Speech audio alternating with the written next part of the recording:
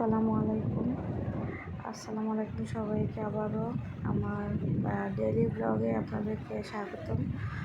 Actually আমি সেভাবে কোনো ভিডিও আপলোড দিইনি ব্লগে। আমি বিশেষ করে মেহেদি নিয়ে কাজ করতেছি, সো মেহেদির ভিডিও দিচ্ছি বেশিরভাগই, আর একটু ঘোরাঘুরির ভিডিও দিচ্ছি। তো আজকে ভাবলাম একটু আমার কিছু কাজের ভিডিও দিই, আপনাদের সাথে শেয়ার করি। তো আমি আজকে মুরগির মাংস রান্না করতেছিলাম, প্লাস সবজি রান্না করব। তো এগুলো আপনাদের সাথে শেয়ার করতেছি। মুরগির মাংস রান্নাটা, এখানে তেল দিয়ে দিলাম, পেঁয়াজ, রসুন বাটা, আদা বাটা, তারপর গরম মশলা গোটা, আর হচ্ছে গুঁড়ি মশলার মধ্যে হচ্ছে তো মরিচের গুঁড়া, হলুদের গুঁড়া, তারপর হচ্ছে মশলার গুঁড়ো আর গরম মশলার গুঁড়ো, আর লবণ তো মাস্ট।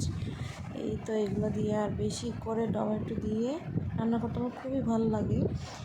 টমেটোটা যখন একদম সফট হয়ে একদম গলে যায়, তখন কিন্তু এটা মাংসের সাথে মিশে একদম মাংসের গায়ে গায়ে ঢুকে যায়, আপনার খেতে অনেক বেশি ভালো লাগে। এই তো আমি খুন্তি দিয়ে একটু হচ্ছে সফট করে দিচ্ছি ওগুলোকে। তো এভাবে কষিয়ে রান্না করতে খুবই ভালো লাগে। আমি বারবার কষিয়ে তারপর হচ্ছে ভালো করে কষানোর পর তেলটা যখন উপরে বেশি আসছে, দেন হচ্ছে মুরগির মাংসটা দিয়ে দিচ্ছি। সাথে বাচ্চাদের জন্য একটা আলুও দিচ্ছি। আমাদের ঘরে কিন্তু আলুটা খুবই বেশি খায়।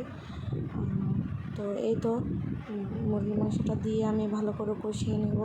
আমি কিন্তু মাঝে মাঝে এগুলো কষিয়ে মাঝে মাঝে হচ্ছে ঢাকা দিয়ে রাখতেছি, মাঝে মাঝে এসে নাড়া দিচ্ছি। সেই ফাঁকে কিন্তু আমি অন্যান্য কাজও করতেছি, যদি আমি সেগুলো দেখাতে পারতেছি না।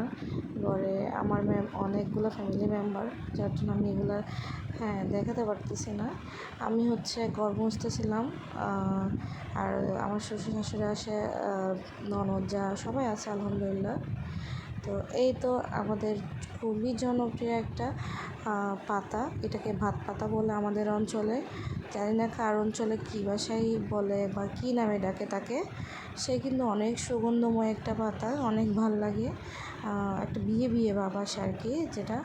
তো আমি কিন্তু এটা প্রায় তরকারিতে ইউজ করে, আমার খুবই ভালো লাগে যদি থাকে আর কি বাসায়।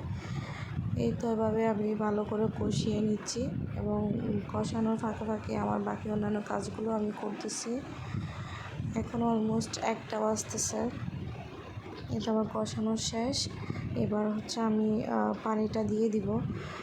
তো এই যে পানি দিয়ে দিছি, তারপর বেশি না 1 গ্লাস মতো দিছি। আমি ঝুল খুবই কম খাই, তাও দিচ্ছি শাশুড়ি মায়ের অনুরোধে, কারণ উনি একটু ঝুল থাকলে পছন্দ করে। তো এই তো লাস্ট হচ্ছে কাঁচামরিচ দিয়েছি অল্প কয়েকটা, তারপর ধনেপাতা দিয়ে নামিয়ে নিব। দেন হচ্ছে আমি এই যে একটু গরম মোছার ভিডিওটা করলাম, তারপর হচ্ছে এবার নামিয়ে নিব। দেন আমি বরবটিটা ভাজি করে নেব। সেম প্রসেসে আমাদের ঘরে সবজিটা একটু হালকা মশলা দিয়ে খাই, অত বেশি মশলা ইউজ করা হয় না। রসুন দিয়ে বাগার দিছি, পেঁয়াজ, রসুন, কাঁচামরিচ, দেন একটু হলুদ গুঁড়ো, একটু হচ্ছে লবণ আর হালকা মশলার গুঁড়ো দিয়ে এই যে রান্নাঘরটাও মোছা হয়ে গেছে আমার। এই যে সব রুম মোছা হয়ে গেছে, এটা হালকা করে আপনাদেরকে একটু দেখিয়েও দিলাম। এই যে আমাদের ছোট্ট একটা কিচেন রুম, যেটা আমার শাশুড়ি মায়ের। আর আমাদের বাসায় কিন্তু পানিটা ফুটিয়ে দেওয়া হয়, যদি আমাদের ফিল্টার আছে, অরিজিনাল ফিল্টার, যেটা মানে বাইরেরই, একেবারে মানে পানির কলের সাথে ফিটিং করা, তবুও পানিটা ফুটিয়ে খায় যাতে কোনো সমস্যা না হয় আর কি।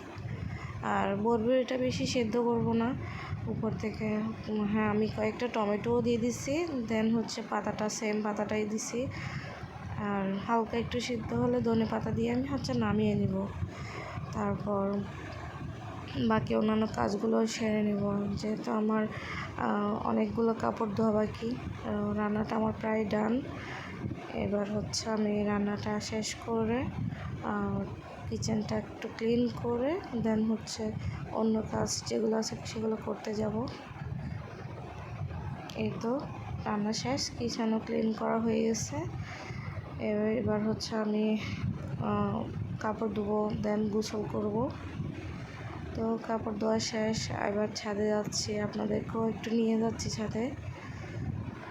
ছাদে কিন্তু প্রচুর রোদ, যে চোখ তুলে তাকানোই যাচ্ছে না, আমি তো চোখ খুলতে পারতেছি না, এমন একটা অবস্থা।